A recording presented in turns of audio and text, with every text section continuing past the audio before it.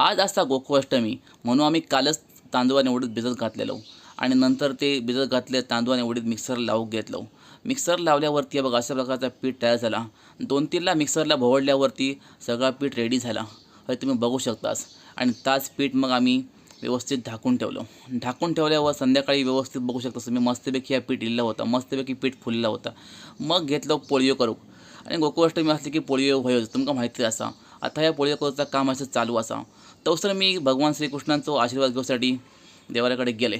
भगवान श्रीकृष्णांचो आशीर्वाद घेतले आणि आम्ही आता बसतो जेव. तुम्ही बघू शकतास आजच्या जेवणात असं पोळयो, काळ्या वाटाण्याचा सांबार आणि शेगलाची भाजी. तुमच्याकडे अष्टमी काय मेनू होते की काय वेगळा होता तुम्ही नक्की सांगा. मी सुद्धा आता जेव बसते, तुम्ही सुद्धा जेव केव्हा. मस्तपैकी आता मी पोळयो, काळ्या वाटाण्याचा सांबार आणि शेगलाची भाजी आता रगडतलं आहे.